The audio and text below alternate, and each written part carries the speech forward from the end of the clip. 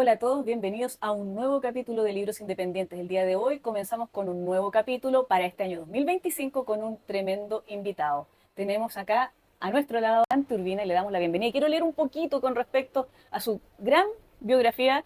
Tiene un currículum extenso, realmente tuve que acortar un poquito porque es demasiado lo que tengo que preguntarle y además leerles acerca de él. Bueno, Dan Turbina es autor, conferencista y docente especializado en economía, filosofía y teología. Es PhD en economía por la Pontificia Universidad Católica del Perú, máster en economía por la Universidad Complutense de Madrid y economista por la Universidad Nacional Mayor de San Marcos.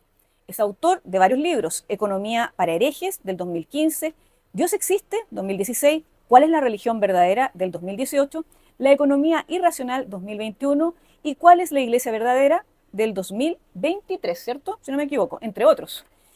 Y además ha dado conferencias en diversos países que perdí la cuenta, creo que hasta en Chile has estado, pero él ha dado conferencias en muchos países.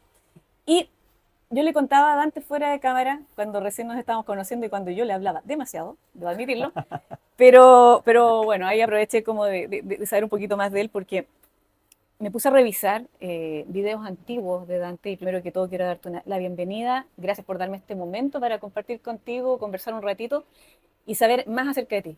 Tú eres una eminencia realmente en la parte teológica, pero también en la parte económica. Yo no tenía idea, y te lo dije al principio, que tú eres economista. Como que la gente te conoce más por tus debates más de corte teológico. Entonces, primero que todo, darte la bienvenida. Y bueno, quizás esta va a ser una pregunta de perogrullo, pero yo la hago en mi canal también. ¿Quién es Dan Turbina? Bueno, muchas gracias. Dante Urbina es alguien que está muy contento de estar en Chile. En realidad sí he dado conferencias en varios países, pero es primera vez que estoy en Chile. Tenía la idea que tú habías venido a Chile, no sé por No, no, qué. no, no. Oh, Mi primera vez. entonces ahí mintieron en donde yo saqué la información. Fe de ratas no estuvo en Chile, primera vez. Dale. Sí, entonces, con mucho gusto, con mucha alegría. Y bueno, decir sobre mí, a ver, cuando normalmente las personas nos presentamos, decimos nuestro currículum, Sí. ¿no? O yo soy el hijo de tal, el padre tal, estudié esto, vivo en tal país, etcétera, etcétera. Pero no necesariamente es lo más fundamental que nos define. Y acá de frente voy a mostrar mis cartas, o sea, en términos de hablar directamente de Dios, no voy a hacer muchos filtros ni antecedentes, ¿no? Em, si Dios existe, entonces la dimensión fundamental para definir la realidad de cada cosa es desde Dios. Ujú. Y toda definición que sea apelando a una referencia distinta a Dios mismo, pues es una definición parcial, incompleta. Lo más fundamental, la realidad profunda de las cosas está en Dios. Entonces yo, viéndome ante los ojos de Dios, puedo decir de mí que sí, soy alguien profundamente pecador, pero más profundamente amado por Dios. Que Dios me ha regalado mucho, siendo yo alguien que en su momento quiso destruir la fe católica. Dios me dio el regalo de conocer, amar y defender la fe católica. Y por eso un poquito, como mencionabas, se me conoce un tanto más a veces por mi trabajo de apologética, de Ujú. filosofía, teología, y en particular por mis debates, ¿no? Pero yo no lo veo esto de los debates o este apostolado o estas conferencias o estos libros como algo que yo hago para Dios. Lo veo más como algo que Dios ha hecho por mí, en el sentido de que el que Dios nos permita servirlos aún con lo imperfectos que somos Ujú. es un regalo de Él hacia nosotros, no de nosotros hacia Él. Entonces, diría que sí, soy un pecador, pero profundamente amado por Dios, con un amor que es mucho más grande que mis imperfecciones y deficiencias, y que Él por sobre todo eso ha querido regalarme muchas cosas, y dentro de las cosas que me ha regalado Dios, pues está venir a Chile y estar acá en Chema Librería conversando contigo. Ay, qué bonito lo que dijo el amado por Dios. Y además de eso, tú dijiste que lo que haces también, tú decías, no lo hago por Dios, sino que Dios en el fondo quiere que tú hagas eso. Es decir, ¿se podría decir te consideras un trabajador de Dios? Lo que, con, Ocupando tu talento. lo que considero es que Él trabaja en mí, y lo que sale de deficiente o estropeado, esa es la parte que Ah, yo metí la mano. la parte humana. Así. Y lo que salga de bueno, pues fue ahí donde yo lo dejé trabajar. En realidad, Dios quiere trabajar en todos nosotros. Él quiere que todos los hombres se salven y vengan al conocimiento de la verdad. 1 Timoteo 2:4. Asimismo, en Tito 2:11 dice, la gracia de Dios, que es fuente de salvación, se ha manifestado a todos los hombres. Es decir, Dios va trabajando en todos nosotros, pero nosotros a veces resistimos esa gracia o les damos la espalda a esa gracia, pero Dios insiste en ir tras nosotros, ¿no? Entonces, sí, yo diría en cierto modo que soy un trabajador de Dios o para Dios, pero de forma similar a como nos llama el Evangelio, es decir, que digamos que somos siervos inútiles, porque al final de todo lo que hacemos es lo que teníamos que hacer. Mm. Y de hecho yo ni siquiera podría llegar a ese estándar. Jesús en el Evangelio dice, cuando hayan hecho todas estas cosas, digan, somos siervos inútiles porque solo hicimos lo que teníamos que hacer. Pero en mi caso no hay ningún momento del final del día o del final del año o del final de tal o cual etapa de mi vida donde yo pueda decir, he hecho todo lo que tenía que hacer para Mm. Dios, etcétera, ¿no? Siempre hay deficiencia, pero ahí también veo su misericordia porque Él se sirve de instrumentos deficientes también para trabajar. Somos todos los humanos medio rebeldes de repente a lo que Dios quiere para nosotros. A veces no te ha pasado, no has tenido en alguna oportunidad que tienes que hacer algo, que sabes que tienes que hacerlo, que a lo mejor Dios quiere que lo hagas, pero tú estás así como, pucha, no quiero hacerlo. O quiero hacerlo de esta otra manera. Sí, ¿Te ha pasado? sí, a un cierto nivel luchamos con esa cuestión todos los días. Ujú. Normalmente se habla de un momento de conversión en la vida de las personas cuando pasan pues alguna experiencia particular Ujú. en que como que hay un cambio de vida o algo así. Y sí, se puede hablar en esos términos, pero también es cierto que en cierto modo la conversión es todos los días. La perseverancia es convertirse todos los días. Y ahí traería a colación una anécdota más que una anécdota, unas palabras del Papa Juan Pablo I, este que estuvo solo 33 días en el pontificado. Mm. Él decía, yo lucho todos los días contra mi carne. Cuando dice mi carne en el contexto cristiano, no se refiere al cuerpo en cuanto Ujú. tal, sino carne se refiere a la debilidad humana, a esta tendencia que tenemos a la pereza, a la soberbia, a la envidia, a buscar Ujú. nuestra propia voluntad fuera de la voluntad de Dios. Un poco esa rebeldía, ¿no? Claro. Que me mencionabas en la pregunta. Entonces él decía, yo lucho todos los días con mi carne hasta que la entierro 6 metros bajo tierra. Y al día siguiente, cuando me levanto, la encuentro al pie de mi cama muerta de risa. Es decir, todos los días tenemos que luchar en cierto modo con esa rebeldía que traemos. Y mira, justo conversábamos antes de comenzar la grabación. Bueno, que a mí me sorprendió mucho saber de que tú habías sido ateo. Y eso a mí me llama enormemente la atención porque yo siempre te vi desde de las veces que veía tus videos, de los debates. Yo pensaba que tú habías sido siempre católico. Entonces yo quiero saber qué te hizo dar el salto.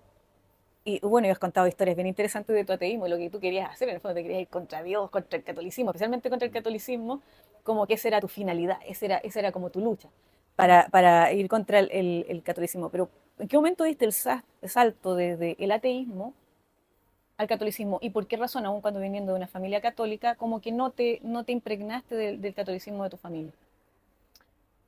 Primera instancia, ciertamente yo nací en el contexto de una familia católica, pero no es que fuera una familia católica profundamente practicante o Ujú. algo así. En gran parte era una familia católica en el sentido genérico en que lo son estadísticamente hablando la mayoría de familias peruanas, ¿no? Ujú. Entonces, eh, quien era sí profundamente religiosa y profundamente practicante, al menos durante los primeros años de mi vida, ¿no? En que son previos a este proceso de que paso al ateísmo y luego vuelvo a la fe, era mi abuelita. Mm. Pero mi abuelita no era tanto de inculcarnos directamente la fe. Ella practicaba su fe, rezaba mucho por todos Mm. nosotros y de cuando en cuando nos hablaba, pero no es que fuese como que desde la cuna, de forma omnipresente, estaba la fe en casa. No, o sea, simplemente era en gran parte una asunción cultural de la fe, ¿no? Luego mi familia tenía un cambio también, a Dios gracias, y pues ya hay un acercamiento espiritual más a fondo en los miembros de mi familia a la fe ya desde hace algunos años, gracias a Dios, en lugar de simplemente una especie de estado cultural de ser como culturalmente católicos en Claro. las estadísticas y ya. Entonces, en primer lugar eso, ¿no? Luego, cuando yo tengo entre los 10 a los 13 años, más o menos, comienzo a acumular bastante conocimiento académico. Comienzo a, Tan temprano a los 10 años, sí, empiezas con esa búsqueda intelectual. no exactamente intelectual en ese momento de la búsqueda, sino de acumular conocimiento académico. Ujú. O sea, lo que pasa es que cuando yo tenía 10 años iba a yo desaprobar el año porque me iban a jalar en el curso de matemáticas, Ya. ¿no? Actualmente soy profesor de temas de estadística y econometría, incluso a niveles de posgrado, Ujú. pero en ese momento me iban a desaprobar en matemáticas, ¿no? Entonces, Mi familia estaba pasando por unas crisis muy serias a nivel económico y también a otros varios niveles, ¿no? No me explayo sobre eso, Ujú. pero cualquiera puede tal vez sobreentender algunas cosas o suponer algunas cosas. Entonces no era simplemente que faltaba dinero, había Sí. muchas cosas muy complicadas en mi familia en ese momento y yo hice esta reflexión, ¿no? Dije, mi familia tiene tantos problemas y yo que voy a desaprobar el año soy un problema más. Mm. Entonces ahí me decidí a estudiar y bueno, lo logré aprobar el curso subsanatorio de matemáticas y ya no me desaprobaron de año y a partir de ahí del año siguiente, en lo que sería sexto de primaria en Perú, comencé a estudiar en serio. Ok. Dije, voy a estudiar en serio para no traer problemas a mi familia. Y eventualmente, pues rápidamente cogí excelencia y era el primer alumno de la clase y como que todos me veían como el sabelotodo. Sucede que en particular yo estudiaba en un colegio privado, Ujú. ¿no? De buena paga y todo eso, pero por, entre otros factores, una crisis también económica en mi familia, me pasaron a un colegio público. Entonces, cuando me pasaron al colegio público y como yo hacía las tareas y estudiaba, y cuando la profesora preguntaba en clase, yo respondía y era el chico nuevo que de repente respondía todo, me llaman, oye, este es un genio, así, ¿no? De lo que en el otro colegio yo tenía Ujú. la fama de ser como el más travieso, Ujú. revoltoso del salón, Claro. que en realidad lo revoltoso no se me quitó mucho, sino más que nada que no era visto como estudioso Ujú. en el colegio privado y luego en el colegio público sí. Entonces es en ese contexto que comienzo a acumular bastantes conocimientos de matemática, de ciencias Ujú. sociales. Previamente ya la literatura me encanta y la gramática también, profundizaba mucho. Puedo decir con total sinceridad que en sexto de primaria yo conocía más de gramática que mi profesora, Uy. por ejemplo, ¿Y eso ¿no? significa de repente que también te fueras contra los profesores por saber más o no?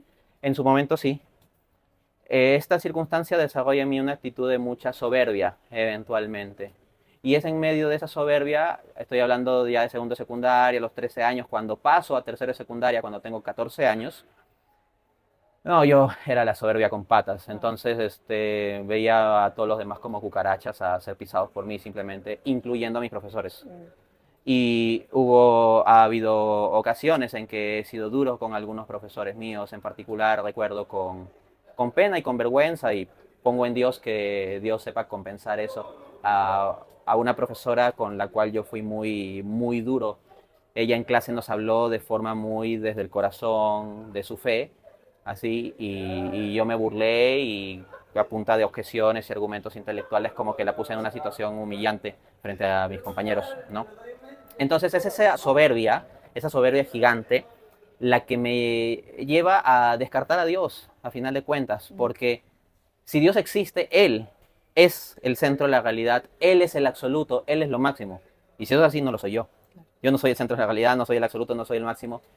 Y para una soberbia gigante, eso no es factible. Mm. En consecuencia, Dios tiene que morir.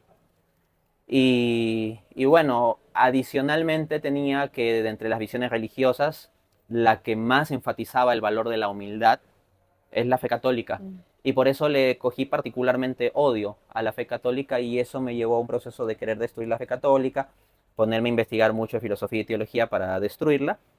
Y por medio de conocer la obra de Santo Tomás de Aquino, finalmente me dije, oiga, acá en realidad está la verdad que he estado buscando. Y así fue como Dios me llevó al convencimiento intelectual de la fe y me hice católico. Claro que esto también implica un paso espiritual, Ujú. que fue un proceso que se dio luego en mí, muy poco luego, pero primero fue el convencimiento intelectual. Mm. Es decir, partiste por lo intelectual y al final diste el salto espiritual, ¿cierto? ¿Se puede decir Sí, así? podría decirlo, aunque yo no lo vería tanto como un salto mío, así como que corro y de repente salto, ¿Ya? sino como que Dios agarra y bueno, Te tiene empujaron. misericordia, pena y Toma. sí, Pa. sí. Pero, mira, decías eso de tu profe y pensaba, dije, ¿tú no tuviste la oportunidad de hablar con ella posteriormente como para pedirle disculpas? Habían pasado muchos años. Em, este evento que relato sucedió cuando yo estaba en tercero de secundaria. En cuarto de secundaria esta profesora volvió a enseñarnos, pero yo estaba en el proceso de investigación y Mm. conversión, no estaba cambiada mi mente ni mi Claro. corazón, estaba todavía en el proceso. Entonces un paso tan radical como pedirle disculpas a la profesora, así no, en ese momento no Mm. estaba en la disposición de corazón ni de mente Mm. de darlo. Estaba en el proceso de ir cambiando, ¿no? Pero todavía andaba muy ensimismado. Claro. Y luego no he tenido oportunidad. Por eso yo ruego en Dios, ¿no? Que Sí. Dios sepa compensar eso, pero también tengo confianza en el sentido de que tal vez esa profesora nunca verá un video mío, O a lo enterarse, mejor sí lo va a etcétera. ver en O una quién de sabe, esas, porque profesora, si está viendo el video. le pido disculpas. Uno nunca sabe quién está mirando al otro lado. Sí. Sí, hay algunos profesores que por ahí han visto videos míos, por ejemplo, profesores de colegio, pero en todo caso yo tengo confianza en que Dios le va a dar gracias especiales a ella, ayudas especiales en compensación a, bueno, lo mal que me porté yo. Y lo otro, lo que mencionas de tu abuelita. Para ti tu abuelita fue un personaje importante porque ella en el silencio de su oración, sin tratar de imponerte nada, sino que ahí rezando su rosario seguramente en su pieza, pidiendo por toda la familia, hizo su trabajo silencioso, en el fondo como para que algún día Dios viniera y te dijera ya, salta. Efectivamente. Por ejemplo, hay un detalle curioso. Cuando yo estaba en este proceso de búsqueda de espiritual o intelectual y investigar lo filosófico y lo teológico, mi papá, que fue una misa por compromiso social, Ujú. simplemente, por un compromiso social tuvo que ir a una misa, y justo estaban regalando unos libros de espiritualidad del Tratado de la Verdadera Devoción de San Luis María de Montfort. Y mi papá llegó y me dijo, oye, ¿tú creo que te interesan este tipo de cosas? No, mira, ahí te doy este libro, ¿no? Y ese libro me ha influido mucho en mi espiritualidad y San Luis María Griñón de Montfort es mi santo favorito. Mm. Santo Tomás de Aquino es mi principal influencia y referencia intelectual, pero no es mi santo favorito. Mi santo favorito es San Luis María Griñón de Montfort. Ahora, la curiosidad es la siguiente. Los libros de Montfort, que escribió varios libros, estaban a 3 metros de distancia de mí. En el sentido de que estaba mi habitación Ujú. y cruzabas un pequeño pasadizo y estaba la habitación de mi abuelita. Luego de que yo me convertí, porque este libro me llegó mientras yo estaba en mi proceso de conversión, en medio de ese camino de búsqueda, de exploración. Luego de que yo me convertí, resulta que cuando voy a escarbar un poco más qué libros tiene mi abuelita, tenía todos los libros de San Luis María Montfort y era particularmente del santo del que tenía la colección de libros. No, no hay otro santo del que ella tuviera pues toda una colección de sus obras, de él sí. Y los libros estuvieron ahí, pero yo nunca hubiera accedido a eso. Dios tuvo que arreglárselas, por decirlo así, para darme un primer libro, el más conocido de este santo, y luego me pude encontrar más. Oye, es que es espectacular eso, uno tiene al lado de uno Mm. la respuesta en algunas ocasiones o el camino, pero no lo ves porque está cegado por otras cosas. Y lo otro, mira, y ahí nos vamos a ir nos vamos a ir a un tema completamente opuesto a lo que estamos conversando, pero me llamó la atención un videito cortito que encontré tuyo cuando estabas más jovencito, porque hay que admitirlo, él es súper joven, no sé cuántos años tienes ahora, pero tú partiste muy joven con tus estudios, con tu búsqueda intelectual y después espiritual. Y me acuerdo que hacías la referencia de temas de anime. Has hablado, y te gusta el anime. Entonces, Así, por algunos. ejemplo, tú mencionabas Death Note Mm, y lo comparabas ahí hablabas justamente de qué pasaría si todos los malos murieran. mm. Y hacías eso con Death Note. Y quería preguntarte, ¿tú ocupas a veces el anime como para dar ejemplos en alguna de tus conferencias o si hablas con alguna persona que te hace alguna consulta o vas sacando ciertas ilustraciones ahí como para que la gente se le haga más sencillo comprender ciertos elementos que uno pueden ser más complejos? Normalmente los ejemplos que pongo con anime no son tan seguidos Ujú. y cuando lo hago es que me viene a la mente. No, no Mm. es que lo planifico decir, tal vez hablando de un anime esto puede sonar más simpático, no. Sino, por ejemplo, ese ejemplo salió cuando yo estaba hablando de una conferencia sobre el problema del mal, Ujú. sobre cómo puede existir un Dios bueno y al Claro. mismo tiempo el mal, el sufrimiento, el pecado en el mundo, ¿no? Entonces hay gente que dice, ¿por qué Dios no elimina el mal, el pecado, Claro. no? Y claro, en medio que yo estaba desarrollando esa idea en la conferencia, lo conecté en ese momento con lo del anime de Death Note, ¿no? De que la Yagami Kira, ¿no? Tiene una libreta donde se encarga de eliminar a los malos, por Claro. decirlo así. Pero al final de cuentas termina siendo un maniático que Ujú. quiere controlar todo y se estructura una sociedad con base en el miedo, no con base en la virtud. Ujú. Entonces, de repente yo hice esa conexión en medio que estaba desarrollando la conferencia, di el ejemplo y dije, miren, si Dios automáticamente hiciera una sanción evidente en cada momento, que eso no quita que Dios pueda en ciertos momentos hacer Ujú. intervenciones, pero que en cada momento que cada persona hace alguna cosa mala, Dios inmediatamente y de forma evidente que se le interviniera, tendríamos un mundo tipo Kira dominando el mundo por la Death Note y no desarrollaríamos la virtud, sino viviríamos por miedo, no amaríamos a ese Dios, simplemente le temeríamos y además, ¿quién se escaparía de la libreta?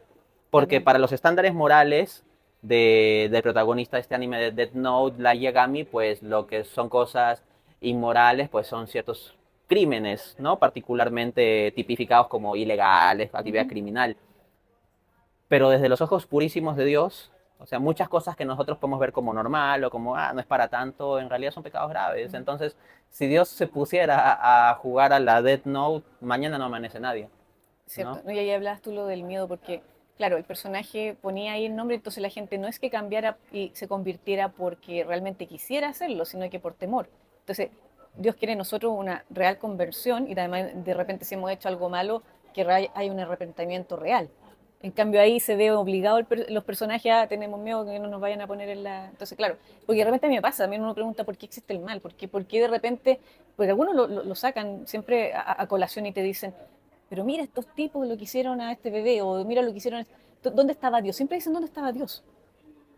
Entonces, la gente siempre se lleva, pero una vez le escuché a alguien, no sé cómo, quizá lo voy a parafrasear no muy bien, pero decía que en el fondo no es que Dios no estuviera, lo que pasa es que de repente igual ¿cómo se llama? Su enemigo mortal siempre está ahí también tentando a la gente, ya está la cosa en libre albedrío. Entonces, eh, ¿cómo lo ves tú eso, aprovechando que hablas del bien y el mal? Mm, ¿Qué pasa?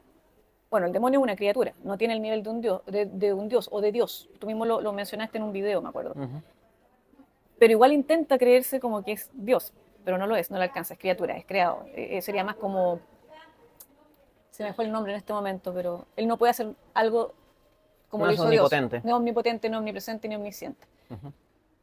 ¿Cómo ves tú esto de la guerra espiritual que constantemente vemos y que ha sido siempre así? Y esta cosa de qué ocurre cuando la gente te dice, pucha, ¿dónde está Dios? ¿Por qué a mí Ujú. me pasó esto? Porque la gente va a hablar de su propia experiencia o de la cosa que le pasó a alguien. ¿Dónde está Dios? Yo no creo en Dios porque me pasó esto, otro. ¿Cómo haces tú, por ejemplo, para hablar con una persona que está cegada, enojada, quizás con deseos hasta de venganza, cuando te preguntan, ¿dónde está Dios? ¿Por qué no me ayudó en este momento? Porque quizás con lo del libro de Death Note se puede hacer como más fácil de comprender, pero ¿qué pasa con una persona en ese momento está sintiendo un odio, una rabia? ¿Te ha pasado en algún momento que alguien te lo consulte? ¿Cómo lo haces tú para llegar a ese corazón? A ver, hay que distinguir en este llamado problema del mal, o sea, cómo compatibilizar la existencia de Dios bueno y al Ujú, mismo tiempo el mal y el sufrimiento en el mundo. Hay que distinguir lo que es el problema intelectual del mal del problema emocional del mal. El ujú, problema intelectual es que racionalmente se pueda llegar a la demostración de que Dios no existe a partir de que existe el mal en el mundo. Si se ujú, demuestra que hay una contradicción lógica, listo, tenemos un argumento racional para eliminar la existencia de Dios. Pero hay otro aspecto que ya no es el argumentativo, sino el emocional o existencial, el dolor de la persona. Y resulta que en ese sentido el problema del mal lo experimentamos incluso los creyentes. Uno puede tener perfectamente fe en Dios y nunca plantearse, por ejemplo, que Dios no existe, pero aún así dice, Dios, ¿por qué permitiste mm, esto? O Dios, ¿dónde estabas tú cuando sucedió esto? Y uno emocionalmente se siente tocado, conmovido, se siente o como decepcionado o molesto, etcétera, incluso creyentes. Es más, en la propia Biblia tenemos detalles de estos. El libro de Job, mm, por ejemplo, el libro de Job, la mayor parte es las quejas de Job por el mal y encontrar que todo es como un sinsentido y que Dios no está, que Dios no le ayuda, etcétera, etcétera. Entonces la propia Biblia ha querido reflejar también esa angustia del hombre. Entonces, frente a una persona que esté en una situación así, yo no abordaría el problema tanto desde la perspectiva intelectual, de argumentar simplemente por qué tales premisas no llevan a la conclusión de que Dios no existe, porque no es el contexto de debatir con un ateo en un foro mm, público, sino de lo que se trata es de una persona que está pasando una situación exacto. concreta. Entonces, yo lo que hago es dirigirme a la situación de la persona. Entonces, no hay como una especie de fórmula general. Lo que tenemos, más bien, es cada caso particular y habría que ver a cada persona en Mm, su situación. Pero por dar algunas referencias de qué se puede tener en cuenta. Por ejemplo, muchas veces las personas dicen, ¿dónde estaba Dios cuando sucedió esto en mi vida? No sé cuántos, ¿no? Y yo le podría preguntar, ¿hay algún evento pasado en tu vida que tú consideraste un gran desastre, algo muy malo para ti, pero que después de tiempo te diste cuenta que en realidad fue mm, bueno al final de cuentas? Y creo que casi todos tenemos ese tipo de experiencia. mm, Entonces, hoy en la mañana me puede pasar algo que yo digo, rayos, ¿cómo? ¿Dónde estaba Dios? ¿Por qué permitió? Etcétera, etcétera. Pero al mismo tiempo, ese mismo tipo de cosas yo puedo haberme preguntado o haber dicho en el 2014. ujú. Y luego eso que sufrí desencadenó un conjunto de circunstancias que devinieron en 2016, 2017 y llevaron a un gran bien en 2018. Entonces, cuando tenemos la experiencia de que del propio mal Dios puede sacar un bien mayor, y la mayoría de personas podemos ver eso en algún momento de nuestras vidas. No digo que siempre o todas las veces, porque no somos omniscientes nosotros, quien Mm. es omnisciente es Él. Pero creo que todos podemos tener una cierta constancia de que hay eventos que consideramos malos, pero que llevaron a consecuencias buenas. En consecuencia, yo llevaría a pensar en lo que dice San Agustín. San Agustín dice, si Dios permite el mal es porque es tan sabio y bueno que del mismo mal Él puede sacar un mayor bien. Yo llamaría a la persona a esa confianza, pero hay todo tipo de circunstancias que habrá que abordar en específico, ¿no? Tengo una conferencia de hora y media, por ejemplo, sobre el problema del mal. Es un problema amplio, a decir verdad.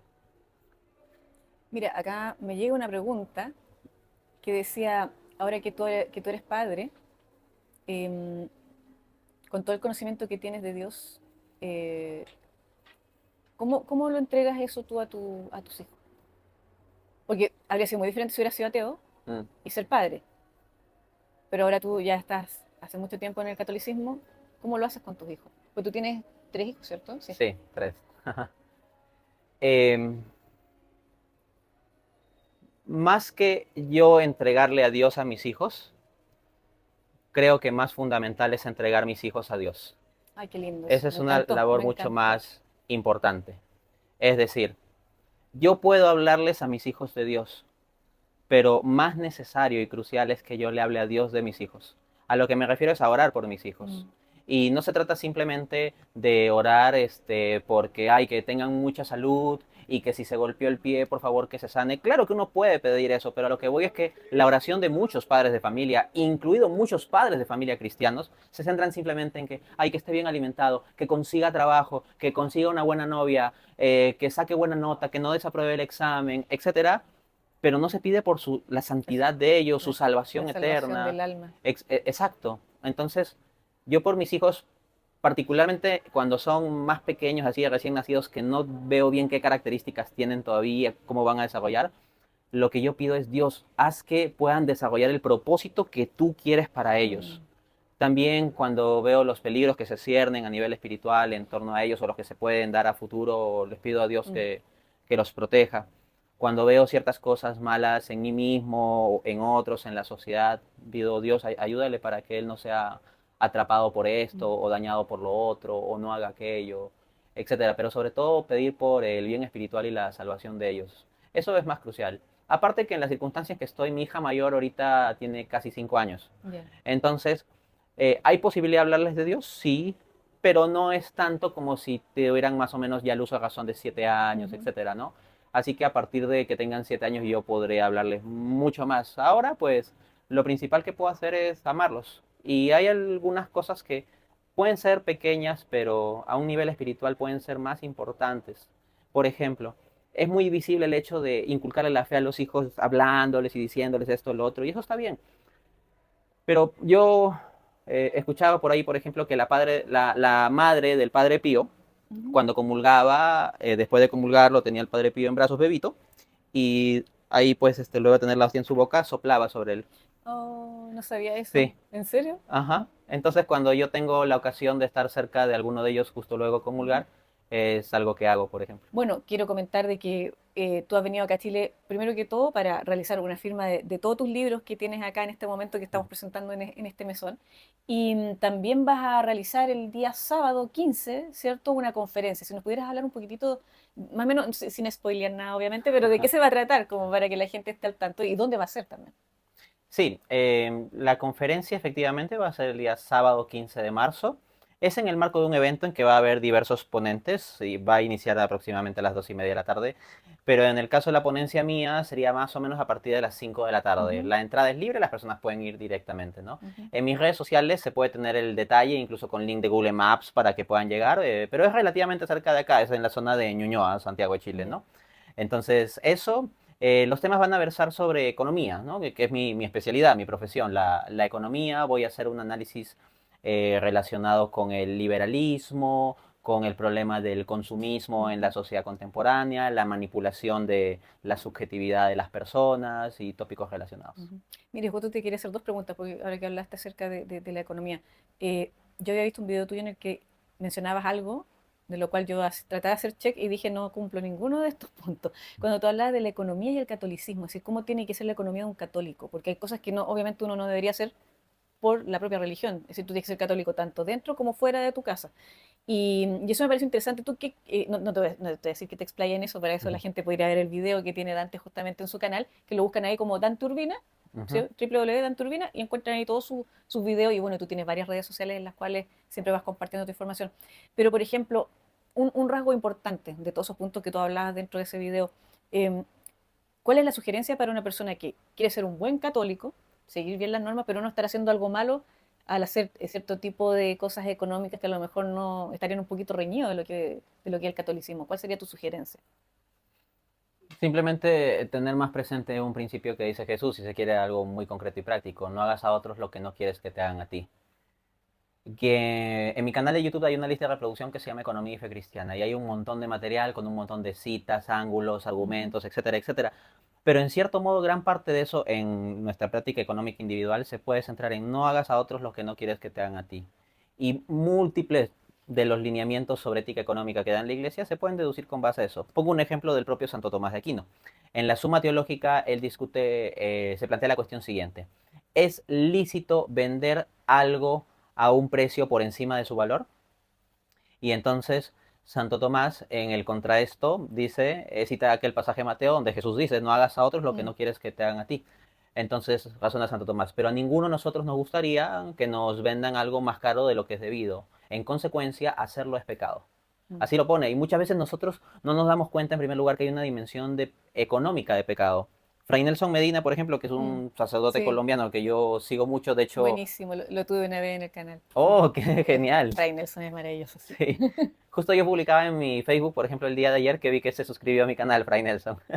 Bueno, Fray Nelson, que tiene pues muchos años de sacerdote, él contaba que en todo su ejercicio sacerdotal confesando, que le habrá escuchado pues no decenas, sino cientos de confesiones, Ujú. dijo que solo 2 veces encontró personas que se culpaban en la confesión por no haber cumplido con ciertos temas de justicia económica y social en su ejercicio personal. Entonces, es como que los católicos muchas veces están en una dimensión de, bueno, hay que cumplir ciertos ritos como ir a misa Ujú. y la moral sexual, así, no fornicar o no Ujú. cometer adulterio o no ver cosas malas en internet, qué sé yo. Y efectivamente, eso no estoy Claro, diciendo no, que no. El problema es cuando hay un reduccionismo y no se dan cuenta, pero que también hay una dimensión de pecado social o de pecado económico. En nuestro actuar económico, mm, social, podemos estar cometiendo pecado. Por ejemplo, esta idea de no hagas a otros lo que no te gustaría que te hagan a ti. Yo camino por la calle y veo a una persona necesitada, por ejemplo, un niño sin piernas que me pide una ayuda. Entonces, si yo aplico el principio de Jesús, diría, si yo fuera una persona sin piernas, si yo fuera un niño sin piernas, ¿qué es lo que quisiera que hagan por mí? Que me mm, ayuden. sí. Y no quisiera simplemente que me den la espalda. En consecuencia, tengo que ayudarlo si es que puedo, ¿no? Y en general podemos hacer Ujú. algo. Uno se dirá, no, pero es que ese dinero lo usan para drogarse o ese dinero se lo dan a otra persona o qué sé yo. Bueno, si tienes esos reparos, vas, compras algo de comida y se lo llevas y se lo Ujú. das. Y ya no te haces problemas de que hay una mafia que se va a Claro. llevar una hamburguesa o unas galletas que tú puedas dar, por ejemplo, a alguien, o un pan, fruta, Mm, etcétera, por último. Por otra parte, suponga que tengo una empleada del hogar. Entonces, ella tiene ciertos derechos laborales que hay que pagarle, el tema de vacaciones, el tema de una gratificación, el tema de unos pagos adicionales en Navidad, etcétera, etcétera. Ahora bien, en mi trabajo a mí me respetan esas cosas. A mí me dan una gratificación en el caso de Perú en el mes de julio, que es las ujú. fiestas patrias, en el mes de diciembre, que es la Navidad, dan los pagos adicionales de aguinaldo, hay vacaciones Mm, con pago, etcétera.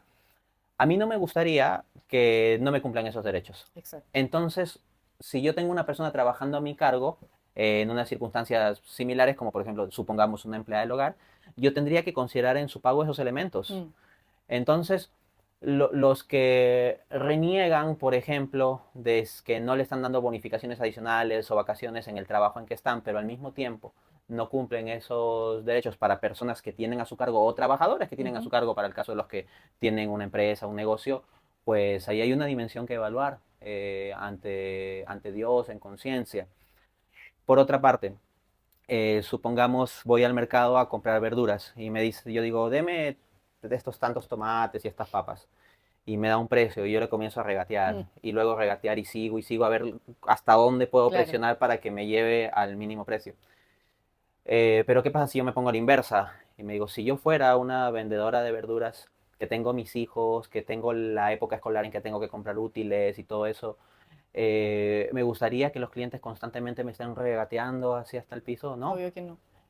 O si yo fuese un taxista Mm. o cosas así. Entonces, como digo, muchas de las normas de ética económica a nivel individual se resumen en ese razonamiento. No hagas a otros lo que no quieres que te hagan a ti, o más en positivo, haz a otros como quieres que hagan contigo. Exacto, exacto. Y por último, como para finalizar, ¿estás en este momento trabajando en algún nuevo libro o por ahora no tienes nada proyectado? ¿Estás escribiendo actualmente? Ah, sonreíste. Algo tiene, algo tiene en mente. ¿Qué sería? ¿Se puede saber algo? Yo tengo diversas cosas. Soy estratégico también en no adelantar Bueno, mucho. ya, ya, si no No, puede, pero ya, si no no. puede decir nada, no lo dice, no lo dice, no lo Sí, dice. pero sí, sí, algo diré. En primer lugar, doy como referencia que yo suelo trabajar en varios libros a la Ujú. vez. Claro, a ritmos a veces más lentos, sobre todo con obligaciones familiares, Sí. como tener mis 3 hijitos y todo eso. Pero sí hay un libro relacionado con apologética, con defensa de la fe católica Ujú. ante el protestantismo sobre un tópico específico. Porque yo tengo, por ejemplo, este libro, ¿cuál es la Iglesia verdadera?, que es una defensa general del catolicismo versus las visiones cristianas no católicas, ¿no? Efectivamente, es el libro. Está bien. Pero voy a publicar otro libro que va a ser un libro entero de algo que en este libro son 12 páginas. Ya, O sea, de un tópico que acá ya está solo en 12 páginas, voy a hacer un libro completo. un libro entero que Ah, sale publicado excelente, este año. excelente. No adelanto más sobre eso. Y paralelamente estoy trabajando también en un libro de economía. O sea, la idea es que este 2025 salga un nuevo libro apologética mío Ujú. y en 2026 un libro de economía. Perfecto. Bueno, ya nos dieron algunos avances, no va a adelantar más, pero se notaba en tu sonrisa que ahí estás trabajando así, esa sonrisa así como, ¿cómo se puede decir? No maliciosa, suena feo decir maliciosa, pero una sonrisa así como de... Sí, yo sé que es maquiavélica, sí. Sí, Sí, excelente. sí, o sea, cada libro es como tirar una bomba, ¿no? O sea, Sí, no, no, no, pero no. en el buen sentido de la palabra, que no se malinterprete esto que estábamos diciendo de algo maquiavélico, no, no, es algo que va a traer obviamente luz para un montón de gente, les va a aclarar muchas cosas, seguramente en la parte económica y en la Exacto. parte religiosa, entonces yo creo que obviamente es bueno, siempre que hay un libro nuevo, y especialmente en el caso tuyo, que le aclaras a la gente a través de lo que tú escribes, bienvenido sea, es decir, mucho mejor, Sí, más luz en el mundo, solo que más, en un mundo que en general está en sombras, claro, traer luz pues es un acto, pues, por decirlo así, chocante, claro, ¿no? Que a veces el mundo puede sentir como agresivo. es que a la oscuridad no le gusta la luz, Ujú. ese es La el oscuridad problema, agrede ahí presionando, oscureciendo, ensombreciendo, y cuando viene la luz, Ujú. se dice que la luz es abusiva, que la luz es intolerante y no sé cuántos, cuando lo único que hace la luz es brillar, y si choca con la oscuridad, pues peor para la oscuridad. Claro. No, y la luz siempre nos muestra la verdad de todo lo que tenemos alrededor. Así que les doy las gracias a todos por habernos acompañado y les recuerdo, si quieren ustedes ver los libros de Dante Urbina, los tenemos acá en Chema Librería y además pueden entrar a tus redes sociales y estén atentos porque el sábado 15 se va a estar presentando acá en Santiago, en Ñuñoa. Búsquenlo en sus redes sociales, Dante Urbina, en Instagram, lo tienes también, Sí, ¿cierto? Instagram, YouTube. Facebook, Y ahí YouTube. aparece la dirección para que vayan y tengan la oportunidad de ir a escuchar su exposición. Muchas gracias a todos. Gracias, Dante. Ha sido un placer estar contigo. Gracias por darme esta oportunidad. Gracias a ti.